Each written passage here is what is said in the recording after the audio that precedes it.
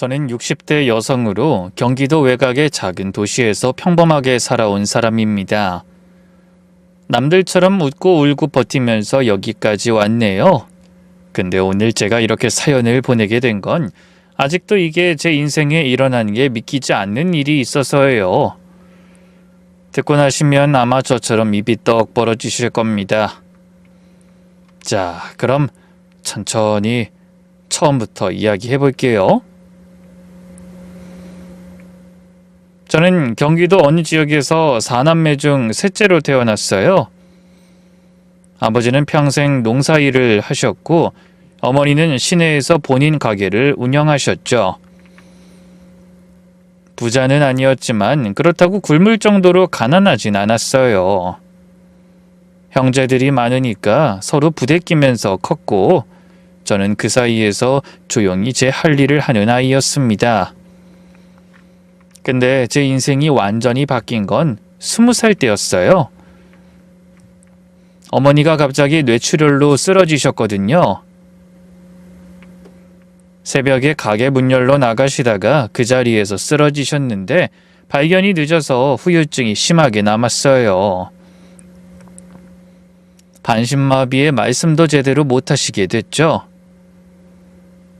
그때부터 간병이 시작됐는데 문제는 저 말곤 어머니를 돌볼 사람이 없었다는 거예요. 당시 큰오빠는 이미 서울에서 직장 다니고 있었고 둘째 오빠는 군대에 있었어요. 막내 여동생은 아직 고등학생이었고요. 다들 저마다 사정이 있다며 학교를 다니던 저한테 떠넘겼죠. 넌 아직 취직도 안 했으니까 네가 해라 이런 식이었어요. 처음엔 몇 달만 하면 되겠지 싶었는데 그 몇 달이 어느새 7년이 됐습니다.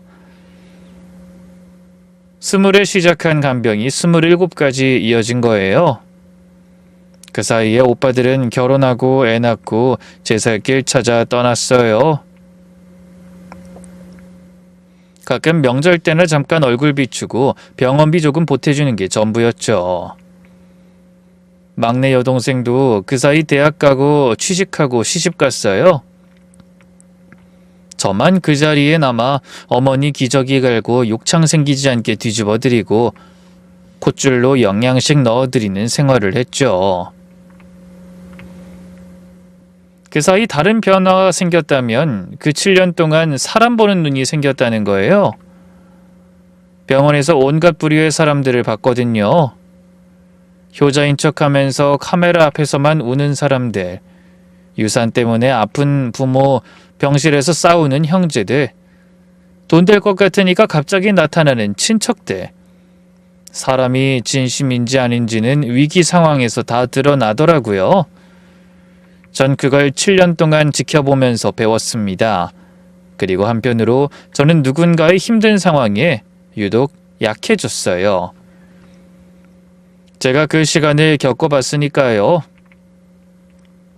혼자서 버티는 게 얼마나 외롭고 무섭고 막막한지 저는 뼛속까지 알거든요. 그래서 누가 힘들다고 하면 그냥 못 지나쳐요. 이게 제 장점이기도 하고 나중에 보시면 아시겠지만 독이 되기도 하죠. 어머니가 돌아가시고 나서 저는 거의 30 가까이 돼서야 제 인생을 시작할 수 있었어요. 늦었다고 생각하니 많이 조급하기도 했지만 한편으론 이제 드디어 내 삶을 살 수 있다는 해방감도 있었죠. 장례 치르고 정리하고 나서 전 무작정 서울로 올라왔어요. 간병하면서 틈틈이 모은 돈이 있었고 형제들한테 받은 얼마 안 되는 위로금을 보태서 작은 분식집을 차렸어요. 서울 외곽의 주택가 골목에 있는 정말 작은 가게였는데 라면이랑 김밥이랑 떡볶이 파는 그런 곳이요. 처음 1년은 정말 열심히 했어요. 새벽에 일어나서 육수 내리고 밤 늦게까지 가게 지키고 그렇게 매일 15시간씩 일했죠. 손님들이 조금씩 늘기 시작하면서 이제 좀 살 수 있겠다 싶었어요. 근데 세상이 참 그렇게 호락호락하진 않더라고요. 가게 시작한 지 1년쯤 됐을 때 식재료 거래처 사장한테 사기를 당했어요. 저와 좋은 인연을 쌓아가던 그 사람이 괜찮은 조건으로 대량 납품해준다고 해서 선금을 크게 줬는데 물건을 안 주고 그냥 잠적해버린 거예요. 그게 제가 가진 돈 거의 전부였거든요. 하루아침에 빚더미에 앉았고 가게 월세도 밀리기 시작했어요. 그때 진짜 다 포기하고 싶었어요. 내 인생은 왜 이 모양일까? 7년이나 간병하고 이제 시작하나 싶었더니 다시 지옥이네. 어떻게 이렇게 되는 거 없는 인생이 있을까? 하면서 매일 울었죠. 가게 문 닫고 혼자 앉아서 펑펑 울며 밤을 새던 그런 날들이 있었네요. 그때 제 곁에 지금의 남편이 있었습니다. 남편은 그 힘든 시간을 묵묵히 같이 버텨준 사람이에요. 남편은 참 다정하고 따뜻한 사람이었죠. 언제나 제 마음을 헤아려주고 위로해주는 그 말 몇 마디에 얼어붙은 제 마음을 녹게 만드는 사람이었어요. 제가 사기당하고 매일 울 때도 남편이 제 어깨를 토닥여주며 그랬어요. 다 잃어도 돼. 그럴 수도 있지. 처음부터 다시 하면 돼. 근데 밥은 먹어야 돼. 몸이 상하면 아무것도 못하잖아. 그 별거 안 되는 말 한마디가 저한테는 세상 어떤 위로보다 컸어요. 그리고 진짜로 처음부터 다시 시작했습니다. 남편이랑 같이 빚 갚아 나가면서 가게도 다시 일으켜 세웠어요. 그때부터 누군가를 속이는 일을 세상에서 제일 싫어하게 됐어요. 제가 당해봤으니까요.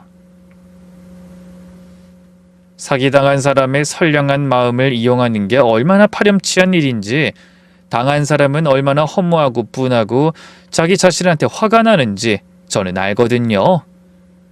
그래서 거짓말하는 사람, 남 속이는 사람을 보면 본능적으로 경계하게 됐죠. 남편과 함께 빚을 다 갚고 가게가 자리를 잡기까지 몇 년이 걸렸어요. 정말 악착같이 일했죠. 그렇게 조금씩 여유가 생길 무렵에 아들 민준이가 태어났습니다. 당시 늦지막히 낳은 아이였죠. 주변에서는 늦게 시작했으니 애도 늦을 수밖에 없다며 걱정했는데 저는 그래도 감사했어요. 힘들 때 낳았으면 제대로 키우지도 못했을 테니까요. 그나마 안정적일 때 찾아와준 아이에게 참 고마웠죠. 민준이가 태어나고 3년 뒤에 딸 민서도 태어났어요. 그때부터 저희 부부는 더 열심히 일했습니다. 업종을 백반집으로 바꾼 후에 더 사이즈를 키웠고 배달도 시작하고 직원도 한두 명 두게 됐어요. 떵떵거릴 만한 부자는 아니었지만 내 가족이 충분히 먹고 살 만큼은 벌었고 아이들 가르치는데 아끼지 않았죠. 아들 민준이는 어릴 때부터 요리에 관심이 많았어요. 제가 식당을 하니까 주방이 그 애한테는 놀이터 같았던 것 같아요. 5살 때부터 제 옆에서 팥 썰겠다고 하고 7살 때는 계란 후라이를 혼자 했어요. 위험하니까 못하게 해도 자꾸 하고 싶어 하길래 그냥 제대로 가르쳐줬죠. 칼 잡는 법, 불 조절하는 법, 그런 것들이요. 중학교 때 이미 진로를 정했더라고요. 요리사가 되겠다고요. 저는 솔직히 처음엔 좀 걱정됐어요. 이 요식업이 얼마나 힘든지 제가 몸을 겪어봤으니까요. 근데 남편이 그러더라고요. 걔가 좋아하는 일 하게 해줘. 좋아해야 오래 재밌게 하지. 그 말이 맞았어요. 민준이는 조리고등학교에 가서 3년 내내 수석이었고 졸업하고 호텔 주방에 들어가 몇 년 동안 일을 했죠. 거기서 기본기 다지고 그 후엔 홀로 독립해서 지금은 친구와 동업해 양식당을 차렸어요. 민준이는 거기서 셰프로 일하고 있죠. 파스타랑 스테이크 위주로 하는 크지 않은 식당인데 한번 입소문이 크게 나서 그런지 단골도 많고 리뷰도 좋아요. 아들이어서 그런 게 아니라 제가 봐도 요리 실력이 수준급이기도 하고요. 요즘같이 어려운 세상에 장사가 잘 되니 천만다행이었죠. 듣기로는 꼬맹이였던 중학교 2학년 때 처음 여자친구를 사귀었는데 거기서부터 끊긴 적이 없었어요. 헤어지면 한 달 안에 또 새 여자친구가 생기고 그게 고등학교, 대학교, 직장 다니면서도 계속됐어요. 제가 너 여자친구 없는 때가 있긴 있었냐? 하면 웃으면서 없으면 허전해서 못 살아. 그랬죠. 뭐 나쁘게 말하면 여자를 참 좋아하는 거지만 좋게 말하면 사람을 굉장히 중요하게 생각하는 아이였어요. 밥 먹다가도 엄마, 난 사랑이 제일 중요한 것 같아. 이런 말을 했어요. 제가 넌 좀 덜 중요하게 여겨도 돼. 세상에 중요한 게 얼마나 많은데 꿈도 돈도 명예도 다 중요하지 라고 대답하면 돈은 벌면 되는데 사랑은 그게 아니잖아. 그만큼 얻기 힘드니까 어렵고 중요한 거야. 이렇게 말하더군요.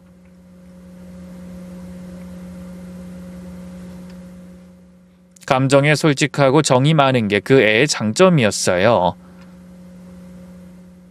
한 번은 이런 일도 있었어요. 민준이가 과거에 사귀었던 여자친구랑 한 번은 결혼 얘기까지 나왔었거든요. 저희도 한 번 만났었어요. 괜찮은 애였는데 문제는 그 집안이었어요. 여자 쪽 부모님이 우리 민준이 직업을 탐탁치 않게 여겼거든요. 처음 상견례 자리에서 대놓고 그러시더라고요. 요리사요? 그럼 평생 주방에서 일하는 거예요? 저는 속으로 이게 무슨 소리야 싶었지만 참았어요. 근데 그 다음 말이 더 가관이었죠. 우리 딸은 그래도 꽤 알아주는 데서 일하는데 사위가 식당 일하면 좀 그렇지 않겠어요? 그 말을 들은 민준이는 그 자리에서 아무 이야기도 안 했어요. 집에 와서도 한참을 말이 없더니 결국 그렇게 말하더라고요. 엄마, 나 그 집안이랑은 안 맞는 것 같아. 결국 그 연애는 거기서 끝났어요. 저는 아들이 상처받았을까봐 걱정했는데 민준이가 의외로 담담하게 말하더라고요. 엄마, 나는 내 직업 부끄러운 적 단 한 번도 없었어. 내일 무시하는 사람들이랑은 만나지 않는 게 좋겠어. 그 말 듣고 저는 오히려 아들이 대견했어요. 당당하게 자기 길 가는 모습이 멋있었거든요. 그렇지만 말은 저렇게 해놓고 몇 달 동안 밥도 못 먹고 알아두면서 엄청 힘들어했어요. 하긴 사람이 미워서 안 만난 게 아니라 일 때문에 못 만나게 됐으니 속이 썩을 법하죠. 그 모습에 걱정이 많이 됐어요. 이 아들이 워낙 정이 많고 사랑에 올인하는 스타일이라 나중에 잘못된 사람 만나면 크게 다칠 수도 있겠다 싶었죠. 그러던 어느 가을이었어요. 민준이에게서 갑자기 전화가 왔는데 목소리가 굉장히 들떠 있더라고요. 엄마, 나 결혼하고 싶은 사람 생겼어. 다음 주에 집에 데려갈게. 저번에 그렇게 힘들어하던 그때 이후로 거의 1년 만이었죠. 저는 속으로 또? 싶었어요. 사실 아들이 워낙 연애를 많이 해서 솔직히 결혼하고 싶다는 말도 처음 듣는 게 아니었거든요. 20대 중반부터 만나던 여자친구들이랑 꼭 한 번씩 결혼하고 싶다고 이야기했었죠. 근데 문제는 그때마다 얼마 안가 헤어졌다는 거였죠. 그래서 그래 일단 데려와 봐라 하고 별 기대 없이 기다렸어요. 다음 주 주말에 민준이가 여자친구를 데리고 왔어요. 이름은 수빈이. 나이는 민준이보다 1살 어리더라고요. 처음 봤을 땐 굉장히 인상적이었어요. 예쁘다기보다는 똑똑하고 세련돼 보였거든요. 말투도 차분하고 눈빛도 또렷하고 앉은 자세도 반듯했죠.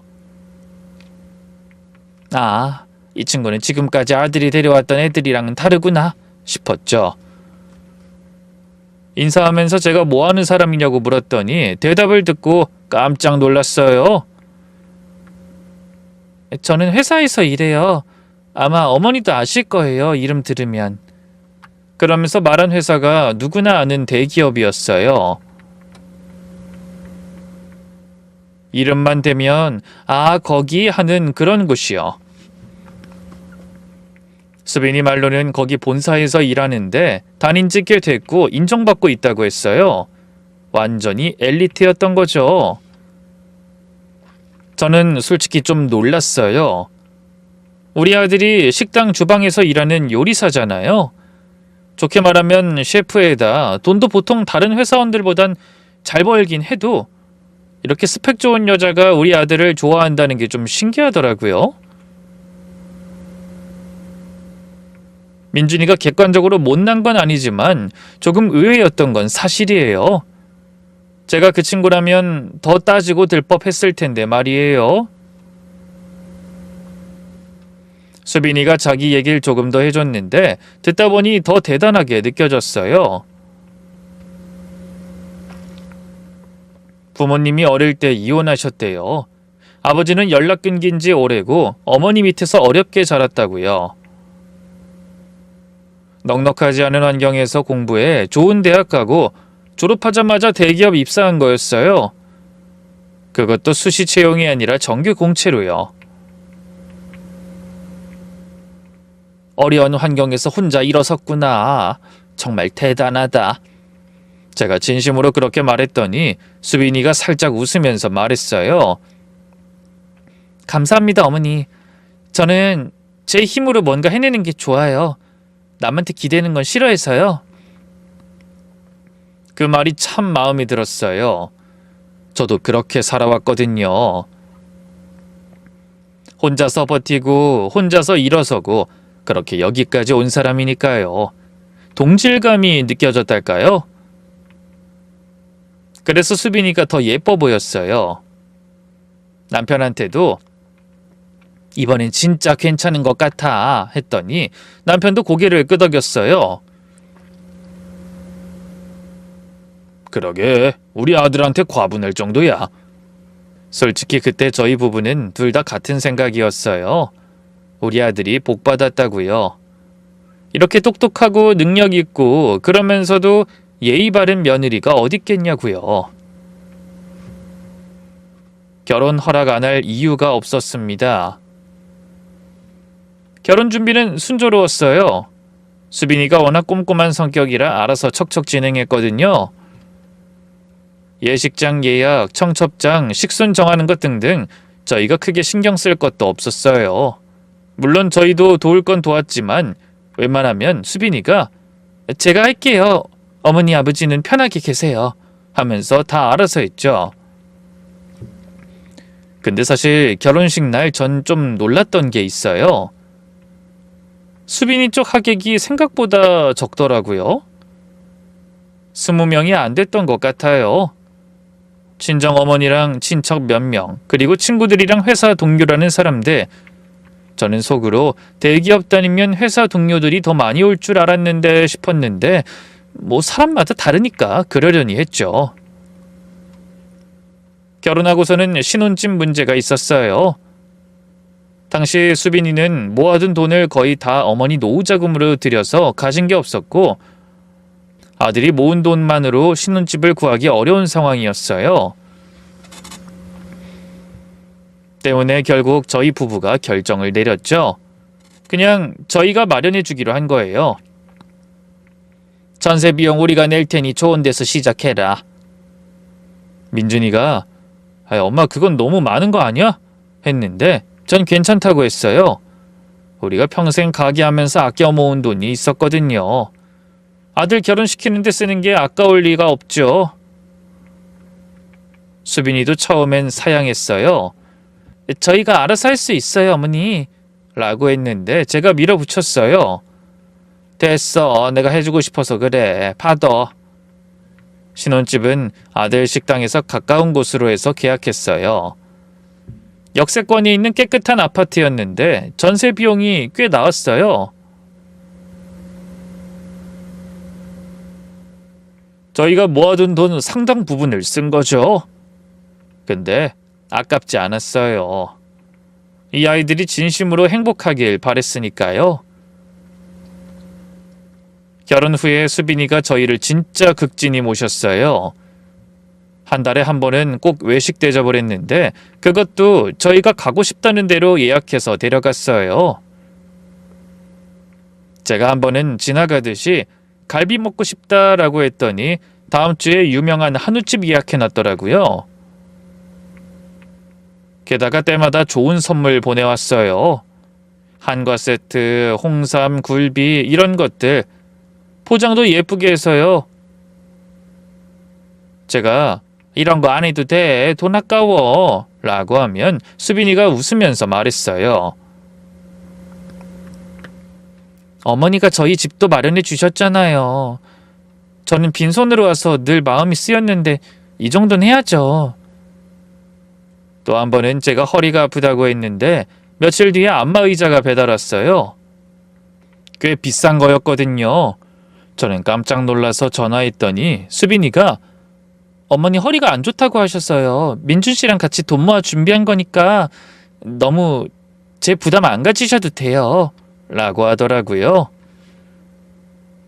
이런 행동들을 보며 남편은 늘 입이 닳도록 며느리 칭찬을 했어요. 우리 참 복 받았어. 이런 며느리가 어딨냐? 민준이는 또 무슨 복이 있어서 저런 여자를 만났는지 모르겠다. 저도 주책 맞게끔 동네 아는 사람들한테 며느리 자랑을 많이 했어요. 우리 며느리 대기업 다녀. 아유, 우리 며느리 효녀야. 아, 우리 며느리가 이번에 또 선물 보냈어. 이런 식으로요. 사람들이 부러워하면 전 속으로 참 뿌듯했죠. 그때는 정말 행복했어요. 내가 젊어서 고생한 보람이 있구나. 이렇게 좋은 새 가족을 만났으니 자식들 걱정 없이 이제 편하게 늙어도 되겠다. 그런 생각을 했습니다. 그게 얼마나 큰 착각이었는지는 나중에야 알게 됐지만요. 아이들 결혼 1년쯤 지나면서 수빈이한테 미묘한 변화가 느껴지기 시작했어요. 처음엔 기분 탓인가 싶었는데 점점 확실해지더라고요. 예전에는 만나면 밝게 웃으면서 이것저것 얘기했거든요. 회사에서 무슨 일 있었는지, 동료들이랑 어디 갔는지 그런 얘기들. 근데 어느 순간부터 말수가 줄었어요. 표정도 어두워지고 뭔가 시름에 잠긴 것처럼 보일 때가 많았죠. 제가 한 번은 물어봤어요. 수빈아, 요즘 무슨 일 있어? 표정이 안 좋아 보여. 수빈이가 잠깐 망설이다가 말했어요. 회사가 요즘 좀 힘들어요, 어머니.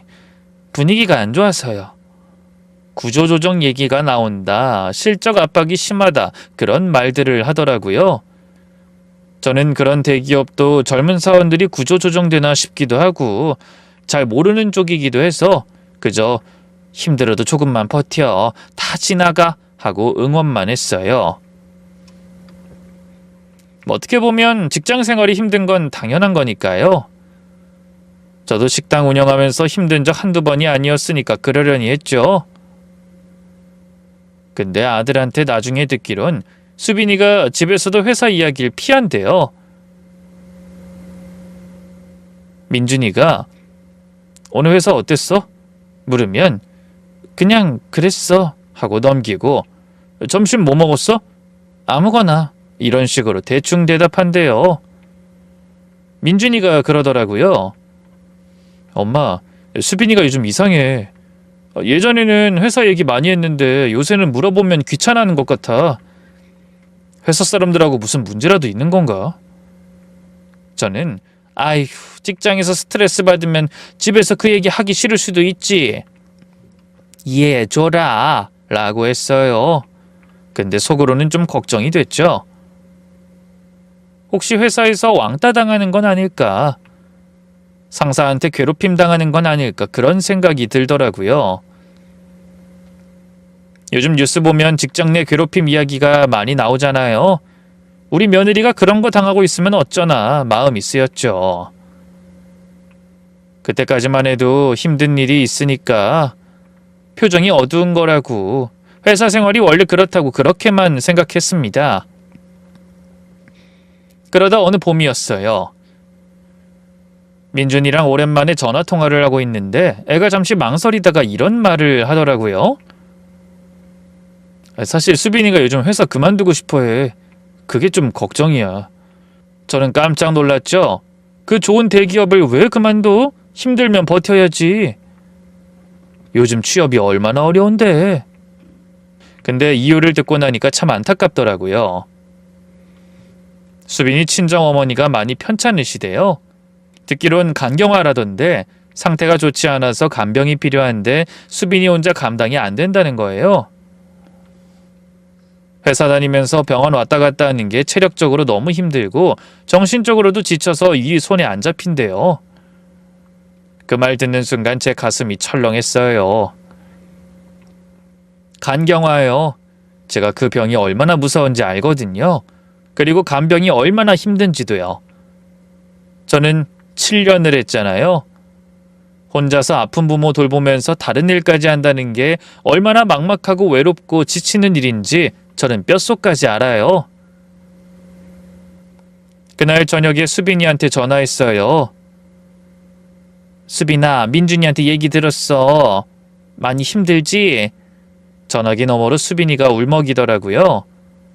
어머니, 죄송해요. 이런 얘기로 걱정 끼쳐드리면 안 되는데. 아니야, 괜찮아. 나도 우리 엄마 간병은 7년 동안이나 했어. 네 마음 내가 잘 안다. 제 대답에 수빈이가 한참을 울더라고요. 그 모습에 저도 같이 눈물이 났어요. 그때 바로 결심했습니다. 수빈아, 회사 그만두지 마. 그 좋은 직장 관두면 나중에 후회해. 네가 얼마나 힘들게 들어갔는데. 근데 어머니, 병원비도 많이 들고 제가 간병도 해야 하는데. 내가 병원비랑 간병비 도와줄게. 그러니까 회사는 계속 다녀. 여자는 자기 일을 해야 해. 그래서 얼마나 필요하니? 수빈이가 한참을 망설이다가 조심스럽게 말했어요. 어머니, 정말 감사한데 3천만 원 정도면 당분간은 버틸 수 있을 것 같아요. 3천만 원. 생각보다 적은 돈이 아니었어요. 사실 수빈이가 회사 다니면서 모은 돈으로 내고 부족한 돈을 메꿔주면 될 거라 생각했는데 예상했던 것보다 큰 지출이었죠. 민준이한테 슬쩍 물어보니 결혼할 때부터 수빈이가 생활비를 각출하고 통장 관리도 각자 하자고 했대요. 그래서 자기는 수빈이가 그동안 얼마를 모았는지 모르겠다고 하더군요. 3천만 원이면 사실 부담스럽긴 했어요. 저희가 가게 하면서 모은 돈인데 신혼집 전세자금 내주고 남은 것 중에 또 나가는 거니까요. 남편한테 얘기했더니 남편도 고민하긴 했어요. 그 돈이면 우리 노후자금인데 괜찮을까? 근데 전 이렇게 말했어요. 여보, 나도 그 상황 겪어봤잖아. 혼자서 간병하면서 돈 걱정까지 하면 진짜 미쳐. 우리가 도와줄 수 있을 때 도와주자. 남편도 결국 동의했어요. 저희는 수빈이한테 3천만 원을 줬습니다. 수빈이가 받으면서 눈물 흘리면서 말했어요. 어머니, 정말 감사해요. 이 은혜 평생 안 잊을게요. 꼭 갚을게요. 꼭. 그래, 열심히 벌고 모아서 갚아. 우선은 이 돈으로 어머니 모시고 이제 가족이니까 우리가 도와줘야지. 그렇게 1년이 지났어요. 수빈이는 회사 계속 다니면서 친정어머니는 간병인을 쓰고 본인도 틈틈이 간병을 병행하고 있다고 했어요. 힘들지만 어머니 덕분에 버틸 수 있다고 가끔 연락 올 때마다 그렇게 말했죠. 저는 그 말을 믿었고 뿌듯하기도 했어요. 한 번은 수빈이가 저한테 이런 말을 한 적이 있어요. 저희 집에 저녁 먹으러 왔는데 설거지를 같이 하면서요. 어머니, 저 사실 시집 오기 전에 걱정 많이 했거든요. 왜? 뭐가 걱정됐는데? 시어머니가 무서우면 어쩌나 했어요. 제 친구들 보면 시댁 때문에 힘들어하는 애들이 많거든요. 전 웃으면서 말했죠. 나도 시어머니한테 구박받아봐서 알아. 그런 짓 안 해. 사실이에요. 저희 시어머니는 제가 간병한다고 결혼 늦게 한 거 가지고 구박을 좀 하셨거든요. 이 나이에 시집 와서 애는 언제 낳냐. 살림은 할 줄 알긴 하냐. 이런 말들이요. 돌아가시기 전까지 저한테 곱게 말씀하신 적이 별로 없어요. 그래서 저는 내가 시어머니 되면 절대 그러지 말아야지 라고 다짐했죠. 수빈이가 갑자기 제 손을 잡더니 말했어요. 어머니, 저 진짜 복 받은 것 같아요. 이런 시어머니를 만나서요. 제 인생의 귀인이에요. 정말로. 그 말에 저는 괜히 눈물이 났어요. 그래, 나는 좋은 시어머니가 되자. 수빈이의 든든한 집이 되어주자 라고 다짐했죠. 근데 어느 날 민준이한테 전화가 왔어요. 엄마, 수빈이가 또 회사 그만두고 싶대. 저는 의아했어요. 분명 병원비를 도와줬는데. 왜? 뭐 돈이 더 필요한 거야? 친정 어머니 상태가 더 안 좋아졌대. 간병이 너무 버겁다고 하더라고. 저는 그 말 듣고 가슴이 또 아팠어요. 간경화가 원래 잘 낫는 병이 아니긴 하잖아요.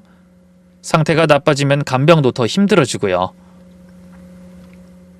저는 수빈이한테 더 보태주려고 했어요. 돈이 모자라서 힘든 거면 더 도와줘야지 그 생각이었죠. 근데 이번엔 아들이 막았어요.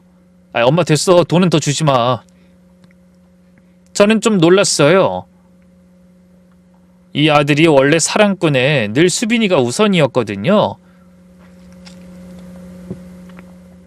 수빈이 힘들어하면 저보다 먼저 나서서 뭐라도 해주려고 했던 애예요. 근데 그런 아들이 돈 주지 말라뇨. 왜? 네가 도와주게? 넌 집 사려고 돈 모으는 중이라 여유 없다며. 아들이 잠깐 침묵하다가 말했어요. 그냥 좀 생각해 볼 게 있어서. 저는 더 물어보고 싶었는데 아들이 나중에 얘기할게 하고 전화를 끊었어요. 그날 밤 전 이상한 기분이 들었어요. 아들 표정이 예전 같지 않았거든요. 뭔가 복잡하고 어딘가 지쳐 보였어요. 그때는 그냥 아들도 힘든가 보다. 부부는 같이 힘든 법이니까 하고 넘어갔죠. 그쯤 남편이 저한테 슬쩍 말한 적이 있어요. 여보, 나 수빈이가 좀 걱정돼. 저는 왜? 회사 힘들어서 그런 것 같던데 뭘 했거든요. 근데 남편 말이 며느리가 가끔씩 저희 집에 오면 자꾸 핸드폰을 감추듯이 한대요. 예전엔 거실에 핸드폰 막 놔두고 그랬잖아. 막 놨다가 잃어버려서 우리가 몇 번 찾아주기도 하고. 근데 요새는 항상 주머니에 넣어두거나 가방에 넣어놓던데. 저는 아유 언제 또 그런 걸 봤대. 핸드폰은 개인 거 아니야? 그런 것까지 하나하나 신경 쓰지 마 라고 했어요. 솔직히 저도 핸드폰 남한테 잘 안 보여주거든요. 그게 뭐 이상한 건가 싶었죠. 근데 남편이 또 말했어요. 그리고 말이야, 이 수빈이가 요새 못 보던 옷이나 장신구가 늘었어. 결혼 초만 해도 그런 거 없었는데 어머니 간병으로 힘든 때 그렇게 물건을 사드리는 게 이상하지 않아? 저는 그 말을 대수롭지 않게 넘겼어요. 남편이 원래 걱정이 많은 사람이라 그러려니 했죠. 스트레스 많이 받아서 쇼핑하나 보지. 괜한 간섭하지 말자 우리. 이렇게 말하면서요. 지금 생각하면 남편이 그때 뭔가를 느꼈던 것 같아요. 저보다 먼저. 그러던 어느 휴일이었어요. 아들네 집 근처에 볼 일이 있어서 그쪽으로 가게 됐어요. 오래전부터 거래하던 식자재 업체가 그 동네로 이전했거든요. 새 창고 구경도 할 겸 사장님이랑 얼굴도 비출 겸 해서 간 거였죠. 일 마치고 나니까 마침 점심때가 되었죠. 그때 문득 생각난 식당이 있었어요. 예전에 아들이 엄마, 그 동네 국밥 진짜 잘하는 집 있어 하면서 알려줬던 곳이요. 제가 국밥을 좋아하거든요. 특히 돼지국밥이요. 근데 그 집이 좀 외진데 있어서 일부러 찾아가기엔 애매했는데 마침 근처까지 온 김에 가보자 싶었죠. 마침 수빈이랑 같이 가면 좋겠다 싶어서 곧바로 연락했어요. 수빈아, 나 지금 너희 집 근처야. 점심 같이 먹을래? 수빈이가 잠깐 뜸을 들이더니 네 어머니, 제가 나갈게요 라고 하더라고요. 근데 목소리가 좀 어둡다 싶었어요. 평소보다 기운이 없달까? 그래서 물었죠. 무슨 일 있어? 아니, 목소리가 안 좋네. 아니에요 어머니, 그냥 좀 피곤해서요. 어디로 가면 돼요? 제가 주소를 보내주고 먼저 가서 자리 잡고 기다렸어요. 수빈이가 한 20분 뒤에 왔는데 얼굴을 보니까 진짜 안 좋아 보였어요. 다크서클도 심하고 표정도 어둡고 뭔가 시름에 잠긴 사람 같았죠. 아이 수빈아, 너 많이 피곤해 보인다. 요즘 회사 많이 힘들어? 네 어머니, 요즘 좀 그러네요. 근데 이 가게일진 몰랐어요. 왜, 안 좋아하는 곳이야? 민준이가 여기 맛집이라던데? 아, 저는 딱히 안 좋아해서요. 그래도 어머니 입맛엔 맞을지도 모르겠네요. 그 말을 하며 자리에 앉았는데 표정이 영 불안해 보였어요. 두리번거리면서 주변을 살피는 것 같기도 하고 저는 그냥 회사 스트레스겠거니 했어요. 국밥 2그릇 시키고 이야기를 나눴는데 그때 이상한 걸 느꼈어요. 식당 사장님이 자꾸 우리 테이블 쪽을 쳐다보는 거예요. 한두 번이 아니고 계속요. 처음엔 손님한테 원래 그러나 싶었는데 표정이 묘했어요. 의아하다는 듯이 고개를 갸웃거리면서 보더라고요. 저도 뭔가 이상하다 싶을 때쯤 수빈이가 갑자기 일어났어요. 어머니 죄송한데 저 먼저 가볼게요. 속이 좀 안 좋아서요. 어? 아니 국밥도 다 못 먹었는데? 네, 갑자기 속이 울렁거려서 죄송해요 어머니. 수빈이가 급하게 나가버렸어요. 저는 혼자 남아 밥을 마저 먹었죠. 마음이 좀 안 좋긴 했어요. 모처럼 같이 밥 먹자고 불렀는데 이렇게 되니까요. 그래도 몸이 안 좋으면 어쩔 수 없지 하면서 이해했죠. 밥 다 먹고 계산하러 갔는데 카운트에 있던 사장님이 저한테 말을 걸었어요. 아이 손님, 아까 같이 오신 분 누구세요? 저는 아무 생각 없이 대답했죠. 아, 저희 며느리인데요. 순간 사장님 표정이 확 변하더라고요. 눈이 커지면서 뭔가 당황한 것 같았어요. 그러더니 혼잣말처럼 중얼거렸죠. 아, 이상하다. 절대 며느리일 리가 없는데. 저는 심장이 덜컥 내려앉았어요. 지금 무슨 말씀이세요? 제 목소리가 떨렸나 봐요. 사장님이 절 보더니 잠깐 망설이다가 말했어요. 아이 손님 아니에요. 혼잣말이에요. 제 며느리 맞는데 왜 아니라고 하세요? 아이 제가 괜한 말을 하는 것 같긴 한데 아까 그분 얼굴 제가 알거든요. 저는 이상한 조바심이나 사장님한테 급하게 다시 물었어요. 어디서 아시는 분인데요? 사장님이 좀 난처한 표정을 지으면서 말했어요. 아이 제가 괜히 말해서 문제되는 거 아닌가 모르겠는데. 이미 다 말하셨잖아요. 끝까지 말해주세요. 무슨 이야기 하시는지 도통 모르겠네요. 아까 그 여자분 저희 옆에 반찬 가게에서 일하던 사람이에요. 네? 반찬 가게요? 네, 한 몇 주 전에 알바로 왔었거든요. 근데 얼마 안 다녔어요. 저는 귀를 의심했어요. 대기업 다니는 며느리가 반찬 가게 알바를요? 그게 말이 돼요? 잠깐만요. 그게 정말이에요? 제 며느리가 여기서 알바를 했다고요? 네, 저도 확실히 기억해요. 아이, 얼굴이 예쁘장하니까. 그리고 제가 그 반찬가게 단골이었거든요. 옆에 반찬가게 사장님이 새로 알바 뽑았다고 했었는데 그때 그 사람이에요.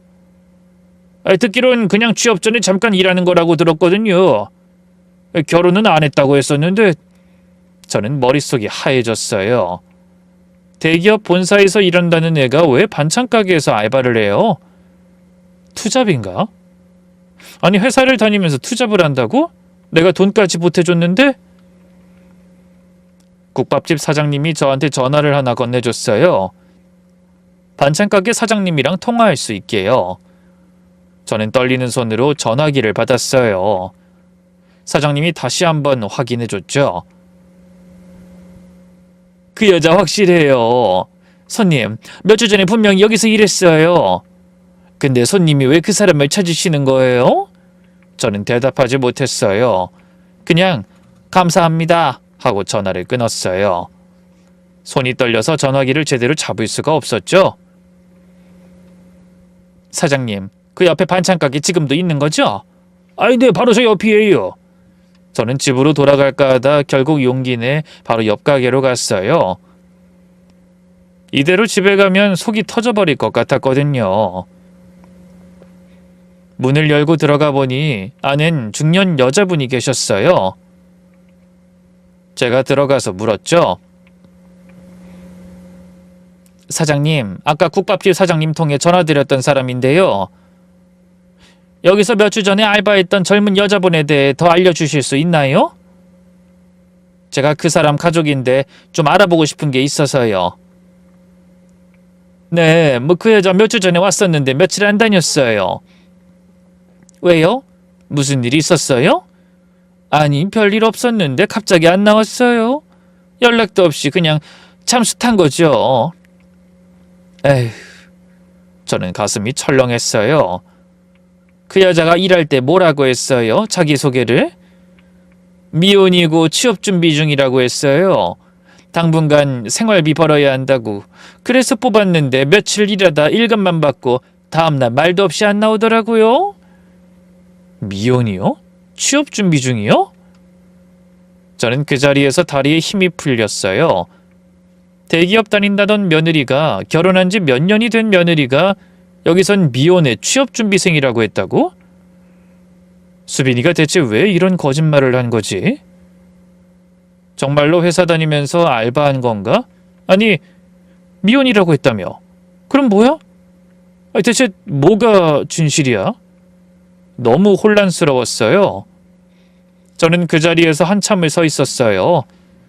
다리에 힘이 없어서 움직일 수가 없었거든요.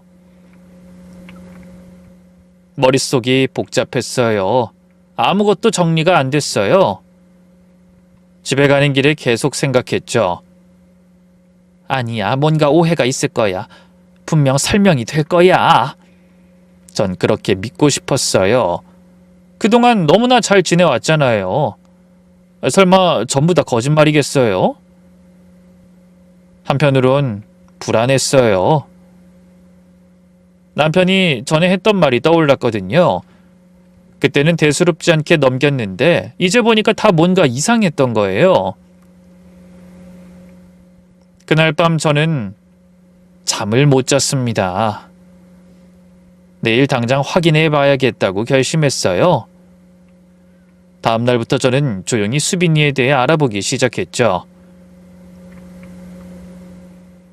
남편한테도 아들한테도 말 안 했어요. 아직 확실한 게 아니니까요.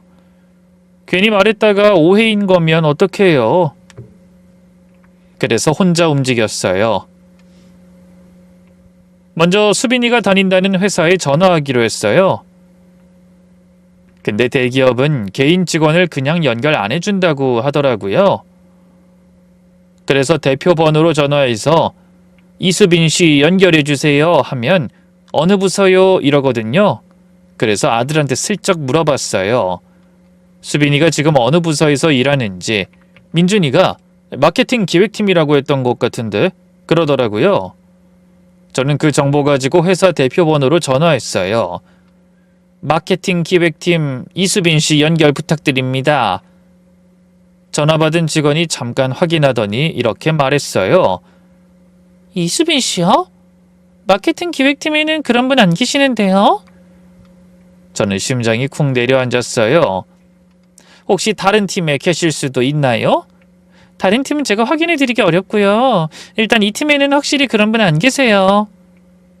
그럼 혹시 예전에 있다가 퇴사한 건 아닐까요? 그건 제가 알기 어려운데요. 인사팀에 문의하셔야 할 것 같아요. 어디서 전화하신 거죠? 전화를 끊고 한참을 멍하니 앉았어요. 마케팅 기획팀에 없다고? 그럼 다른 팀인가? 저는 더 확인해 보기로 했어요. 수빈이 친정어머니 간경화로 입원해 계신다던 사돈을 찾아가기로요. 근데 문제가 있었어요. 저는 수빈이 친정어머니를 딱 2번밖에 못 뵀거든요. 상견례랑 결혼식 때요. 그때도 잠깐 인사만 하고 말았어요. 연락처도 없었고요. 그래서 아들한테 물었어요. 민준아, 수빈이 친정어머니 연락처 알아? 갑자기 왜? 엄마가 왜 어머님 전화번호가 필요해? 아니 그냥 편찮으시다고 하셔서 문병 한번 가볼까 해서. 나도 가본 적 없어. 수빈이가 한사코 괜찮다고 거절해서. 그러니 나라도 가봐야지. 연락처 알려줘. 민준이가 수빈이한테 물어봐서 연락처를 받아줬어요. 저는 그 번호로 연락해서 사돈이 계신 주소를 알아냈죠. 직접 찾아가 보기로 했죠. 며칠 뒤 저는 수빈이 친정어머니가 계신다는 주소로 찾아갔어요. 입원해 계시다고 했으니까 당연히 병원 주소일 줄 알았는데 주소가 병원이 아니라 일반 주택가 빌라였어요. 뭐지? 간병인까지 필요한 상태인데 집에 계신 건가? 일단 가보기로 했어요. 가는 내내 심장이 두근두근거렸어요.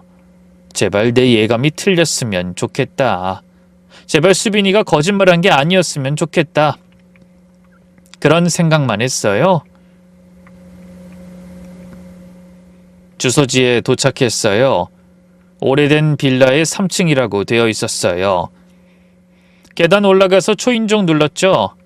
심장이 터질 것 같았어요. 잠시 뒤에 문이 열렸어요. 중년 여자분이 나오셨는데 제가 아는 얼굴이었어요. 결혼식 때 잠깐 뵀던 수빈이 친정어머니요. 근데 그분이 멀쩡해 보였어요. 간경화 말기라면서요. 간병이 필요한 상태라면서요. 근데 눈앞에 계신 분은 얼굴색도 좋고 걸음걸이도 정상이었어요. 사돈이 절 알아보시더니 반가워하셨죠. 어머, 사돈어른 아니세요? 이게 얼마만이야? 저는 억지로 웃었어요. 표정 관리가 안 됐을 것 같아요. 네, 사돈어른 오랜만이에요. 근처에 볼 일이 있어서 인사드리러 왔어요. 아이고, 어서 들어오세요. 차라도 한 잔 드릴게요. 저는 안으로 들어갔어요. 작은 거실이었는데 깨끗하게 정돈돼 있었어요. 환자가 있는 집 같지 않았어요. 병원 침대도 없고 약봉지도 안 보이고 간병인 흔적도 없었어요. 사돈이 차를 내오시면서 물으셨죠. 우리 수빈이 잘 있죠? 요즘 회사 일로 바쁘대서 연락을 많이 못했어요. 이서방 본 지도 오래됐는데. 저는 그 말에 가슴이 철렁했어요. 네? 연락을 못하셨어요? 그럼요. 그 애가 워낙 바쁘잖아요. 대기업이 얼마나 빡센데 한 달에 한 번 전화 오면 다행이에요. 저는 머릿속이 하얘졌어요. 간경화로 입원 중이라면서요. 간병이 필요해서 회사 그만두려 한다면서요. 근데 친정어머니는 멀쩡하게 집에 계시고 수빈이가 바빠서 연락을 못한대요. 사돈어른, 요즘 건강은 어떠세요? 저요? 저야 건강하죠? 나이 먹으면 여기저기 쑤시긴 한데 큰 병은 없어요. 저는 차마 사실을 말하지 못했어요.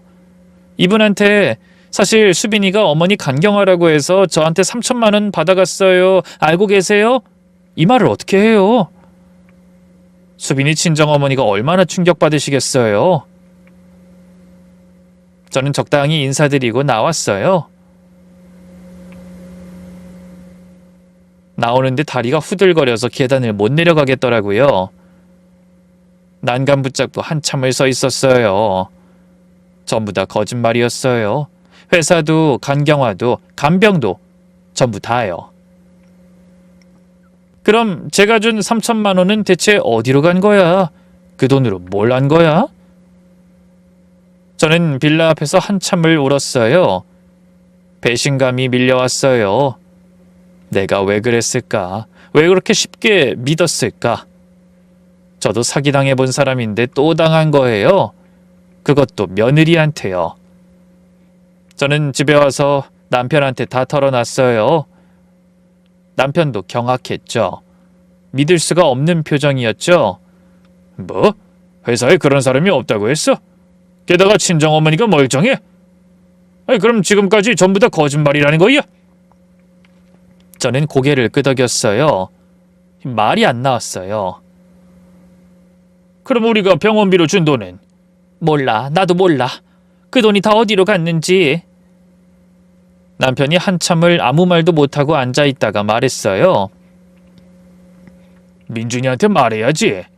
저도 그래야 한다고 생각했어요. 근데 어떻게 말해요? 네 아내가 사기꾼이야 뭐 이렇게요? 아들이 얼마나 충격받겠어요. 하지만 그래도 말해야 했어요. 더 늦기 전에 저는 아들한테 전화해서 집으로 오라고 했죠. 민준이가 무슨 일이 엄마? 물었는데 저는 와서 얘기하자 라고 했어요.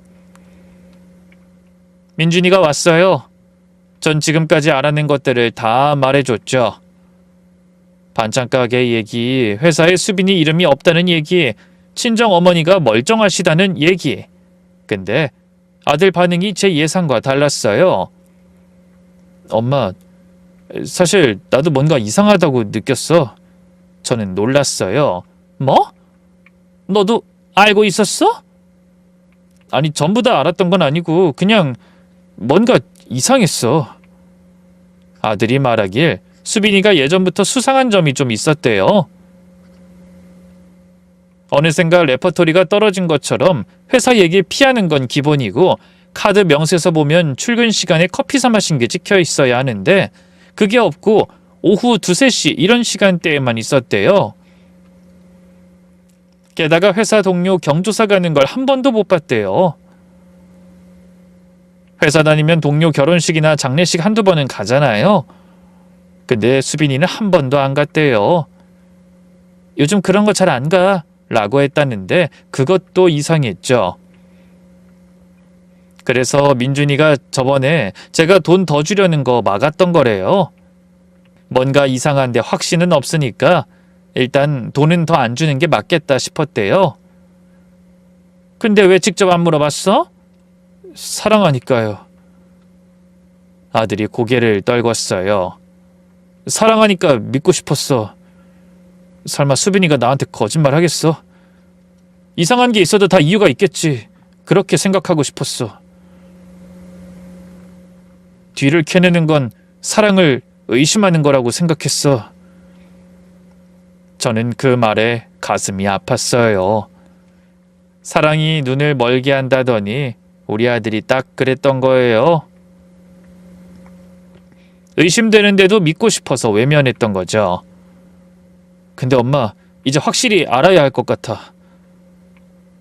아들이 눈을 들어 저를 봤어요. 눈빛이 달라져 있었죠. 수빈이 미행하자. 내일 출근한다고 나가면 뒤를 밟아보는 거야. 다음 날 아침, 저와 민준이는 수빈이네 집 근처에서 대기했어요. 아들 차를 타고 골목에 세워두고 기다렸죠. 8시쯤 수빈이가 나왔어요. 평소처럼 출근 복장이었어요. 정장에 구두 신고 가방 들고 언뜻 보면 완벽한 직장인이었어요. 수빈이가 걸어서 지하철역으로 갔어요. 저희도 차에서 내려서 따라갔죠. 거리 유지하면서 조심스럽게요. 수빈이가 지하철 타니까 저희도 같은 칸에 탔어요. 다행히 사람이 많아 눈에 안 띄었죠. 몇 정거장을 가는데 방향이 이상했어요. 수빈이가 다닌다던 회사는 반대쪽이거든요. 저는 아들 눈을 봤어요. 민준이도 알아챈 것 같았어요. 표정이 굳어 있었죠. 수빈이가 내린 곳은 전혀 모르는 동네였어요. 회사가 있을 법한 오피스 지역도 아니고 허름한 상가 건물이 있는 주택가였어요. 수빈이가 골목으로 들어갔어요. 저희는 멀찍이서 따라갔죠. 수빈이가 어느 건물 앞에서 멈추더니 안으로 들어갔어요. 저는 간판을 봤어요. PC방이었죠. PC방? 민준이가 중얼거렸어요. 저도 믿기지 않았어요. 출근한다면서 PC방이요? 저희는 30분을 기다렸어요. 수빈이가 나올까 싶어서요. 근데 안 나오더라고요. 저희는 결심을 하고 안으로 들어갔어요. PC방 안은 어두웠어요. 칸막이가 있는 자리들이 쭉 늘어서 있었고 저희는 하나하나 확인하면서 걸었어요. 구석자리에 수빈이가 있었죠. 출근 복장 그대로 헤드셋 끼고 게임을 하고 있더라고요. 참네. 저는 그 모습을 보는 순간 머릿속이 하얘졌어요. 대기업 엘리트라던 며느리가 출근한다고 나가서 PC방에서 게임을 하고 있었어요. 수빈아, 민준이가 불렀어요. 수빈이가 고개를 돌렸죠. 저희를 보는 순간 얼굴이 하얗게 찔렸어요. 헤드셋을 벗는 손이 떨리는 게 보였죠. 어머니? 민준씨, 왜 여기에... 저는 말했어요. 밖으로 나가자. 저희는 수빈이를 데리고 PC방 밖으로 나왔어요. 근처 작은 공원에 있었는데 거기 벤치에 앉았어요. 불행 중 다행인지 아침이라 사람이 없었죠. 저는 수빈이 앞에 서서 말했어요. 사실대로 다 말해. 수빈이가 고개를 숙인 채 아무 말도 안 했어요. 네가 회사 안 다니는 거 알아. 반찬 가게에서 아르바이트 한 것도 알아. 그러니까 처음부터 끝까지 다 말해. 침묵이 흘렀어요. 한참을요. 그러다가 수빈이가 입을 열었죠. 떨리는 목소리로. 대학 졸업하고 취직하려 했어요. 저는 들었어요. 수빈이가 천천히 말을 이어갔죠. 근데 잘 안 됐어요. 서류에서 떨어지고 면접과도 떨어지고 한 1년 정도 했나? 근데 계속 안 되니까 그냥 포기했어요. 취업에 실패한 거래요.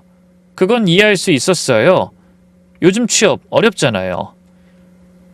근데 주변에서 취직 못하면 무시하잖아요. 저희 엄마도 친구들도 다 그래요. 너 아직도 백수야? 이 나이에 뭐하고 있어? 이런 말 계속 듣는 게 너무 싫었어요. 취직하는 건 귀찮고 짜증나는데 그 말은 더 싫더라고요. 수빈이가 고개를 더 숙였어요. 그래서 취직한 척 했어요. 대기업 붙었다고 거짓말했어요. 처음엔 그냥 작은 거짓말이었대요. 압박에서 벗어나려고. 근데 그 거짓말을 유지하려니까 더 큰 거짓말이 필요해졌대요. 회사 이야기, 월급 이야기, 그런 것들을 만들어내야 했던 거죠. 인터넷에서 그 회사 다니는 사람들 후기 찾아보고 면접 후기 보고 그렇게 공부했어요. 그래야 티 안 나니까요. 민준이 만났을 때도 그 연기를 계속한 거래요. 처음엔 곧 취직하겠지. 그러면 그때 진짜로 다니면 되겠지. 그렇게 생각했대요. 근데 계속 안 되니까 거짓말이 눈덩이처럼 커진 거죠. 민준이 만나고 나서도 취직하려고 했어요. 진짜요. 근데 계속 안 됐어요. 면접까지 가면 떨어지고 서류에서 떨어지고. 그래서 결혼하고 나서도 말 못한 거래요. 대기업 다닌다고 했지만 사실 백수예요. 이제와 이걸 어떻게 말하겠나요? 출근한다고 나가서 카페 가 있거나 PC방 가 있거나 했어요. 하루 종일 시간 때우다가 퇴근 시간에 맞춰서 집에 들어갔어요. 저는 물었어요. 그럼 생활비는? 네가 번 돈처럼 쓰던 그 돈은 다 어디서 났어? 수빈이가 대답했어요. 대출 받았어요. 그리고 어머니가 주신 돈이요. 저는 심장이 멎는 줄 알았어요. 뭐? 한동안은 계속 대출 받아 썼어요. 그리고 신혼집 계약할 때 중개비나 이런저런 비용 남은 거, 그리고 병원비로 주신 3천만 원. 수빈이가 고개를 들었어요. 눈에 눈물이 고여 있었죠. 그 돈으로 살았어요. 생활비도 하고 민준 씨 선물도 사고 그랬어요. 대출은 얼마나 있어? 3천만 원쯤이요. 3천만 원. 제가 준 돈에 대출까지. 이 여자가 지금까지 거짓말하면서 쓴 돈이 얼마인지 상상도 안 갔어요. 친정어머니 간병은? 거짓말이에요. 엄마 멀쩡해요. 그럼 왜 그런 거짓말을 한 거야? 그것도 돈 때문에? 네. 생활비도 떨어지고 대출 이자도 내야 하고 간병 핑계로 회사 그만뒀다고 말하려 했는데 민준 씨랑 같이 막으셨잖아요. 근데 마침 어머니가 간병 얘기에 약하신 거 알았으니까 저는 그 순간 소름이 끼쳤어요. 이 여자가 제 약점을 이용한 거예요. 제가 7년 간병했던 거. 그래서 간병하는 사람한테 마음이 약한 거, 그걸 알고 이용한 거잖아요. 그래서 계획한 거야, 처음부터? 아니에요. 그건 아니에요. 진짜 막막해서 그런 거예요. 다른 방법이 없었어요. 저는 더 이상 들을 수가 없었어요. 분노와 배신감이 뒤섞여서 머릿속이 터질 것 같았어요. 수빈이가 울면서 말했죠. 죄송해요. 정말 죄송해요, 어머니. 민준 씨, 내가 잘못했어. 울먹이면서 사과하는 모습을 보니까 저도 복잡했어요. 화가 나면서도 얘가 얼마나 힘들었으면 이런 거짓말을 했을까 싶기도 하고. 하지만 아무리 그래도 그때 민준이가 입을 열었어요. 이혼하자. 수빈이가 울음을 멈추고 민준이를 봤어요. 뭐? 이혼하자고. 민준이 목소리가 얼음장 같았어요. 저는 처음 봤어요. 아들이 저런 표정 짓는 거. 사랑이 제일 중요하다던 애가, 늘 아내 편이던 애가 저렇게 차가운 눈으로 아내를 보고 있었어요. 그 순간 수빈이 태도가 돌변했어요. 완전히 눈이 뒤집어진 것 같더라고요. 뭐? 이혼? 지금 나한테 이혼하자고? 들었잖아, 이혼하자. 직업 하나 없다고 버려? 나라는 사람은 그대로인데 그게 그렇게 중요해? 당신은 내 조건 보고 결혼한 거였어? 저는 귀를 의심했어요. 방금까지 울면서 사과하던 사람 맞아요? 내가 뭘 잘못했는데? 취직 못한 게 죄야? 거짓말한 거? 그래, 그건 미안해. 미안하다고 여러 번 말하잖아. 근데 그렇다고 이혼까지 해? 수빈이가 목소리를 높였어요. 난 민주 씨 사랑해서 결혼한 거야. 당신이 무슨 일을 하든 사랑한다고 했었잖아.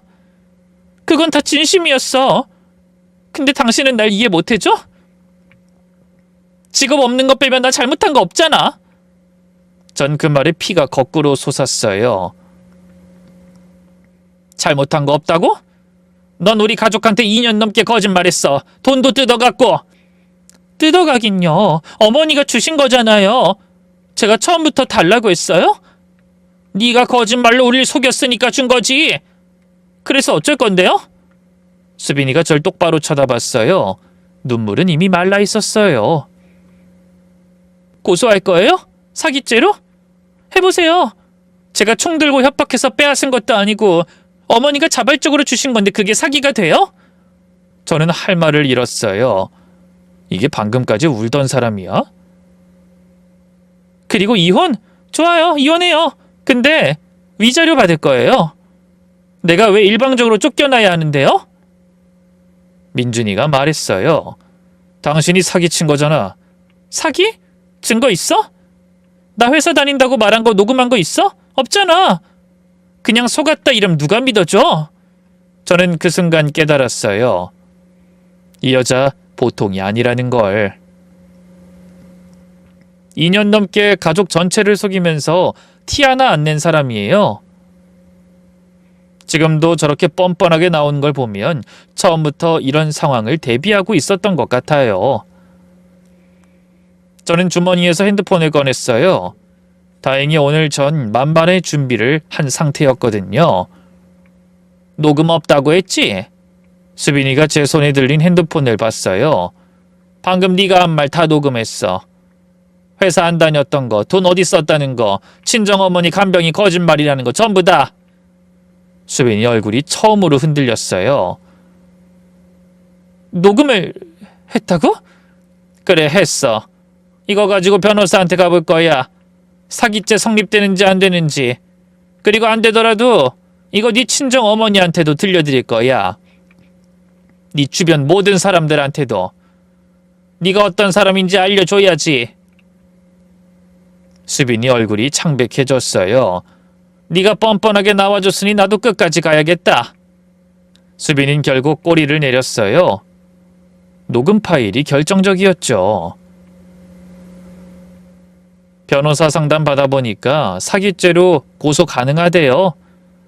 혼인 빙자는 좀 애매한데 금전적 피해가 명확하니까 사기죄는 된다고요. 수빈이한테 선택권을 줬어요. 형사 고소 당할 거냐 아니면 합의하고 이혼할 거냐. 수빈이가 결국 합의를 택했어요. 합의 조건은 이랬어요. 병원비로 받아간 3천만 원 중에 2천만 원을 돌려줄 것. 이혼 위자료 청구 포기. 재산 분할 포기. 나머지 돈은 받을 수 없었어요. 수빈이한테 돈이 없었으니까요. 그건 저희가 비싼 수업료로 날린 거죠. 신혼집 전세자금은 다행히 저희 명의로 해놨었거든요. 아들 이름으로요. 그건 고스란히 돌려받았어요. 이혼 서류에 도장 찍는 날 수빈이가 마지막으로 저한테 말했어요. 어머니, 저 진짜 민준 씨 사랑했어요. 그것만은 진심이었어요. 저는 대답했어요. 사랑했으면 거짓말을 하면 안 됐지. 수빈이가 고개를 떨궜어요. 더 이상 할 말이 없었나 봐요. 그렇게 우리는 비극적인 안녕을 하게 됐죠. 민준이는 요즘 식당 일에만 집중해요. 예전처럼 밝지는 않아요. 말수도 줄었고 연애 얘기도 안 해요. 사랑이 제일 중요하다던 아이가 사랑에 크게 데인 거죠. 제가 가끔 괜찮아? 라고 물으면 괜찮아 하는데 눈을 못 마주쳐요. 아직 상처가 아물지 않은 거예요. 저는 가끔 생각해요. 내가 왜 그랬을까? 왜 그렇게 쉽게 믿었을까? 간병을 하면서 사람 보는 눈이 생겼다고 자부했거든요. 근데 며느린 못 알아본 거예요. 아니, 보고도 외면했던 것 같아요. 믿고 싶은 것만 믿으려고 했던 거죠. 제가 젊어서 사기당했을 때 남편이 했던 말, 다 잃어도 돼. 처음부터 다시 하면 돼. 그 말 덕분에 다시 일어섰었죠. 이번에도 그래요. 돈은 잃었지만 더 큰 걸 잃기 전에 알게 돼서 다행이에요. 아이라도 있었으면 어쩔 뻔했어요. 저는 이 일로 뼈저리게 배웠어요. 가족이라도 확인할 건 확인해야 해요. 믿음과 확인은 다른 거예요. 믿는다고 확인을 안 하면 안 돼요. 사랑한다고 의심을 외면하면 안 돼요. 긴 이야기 들어주셔서 감사합니다.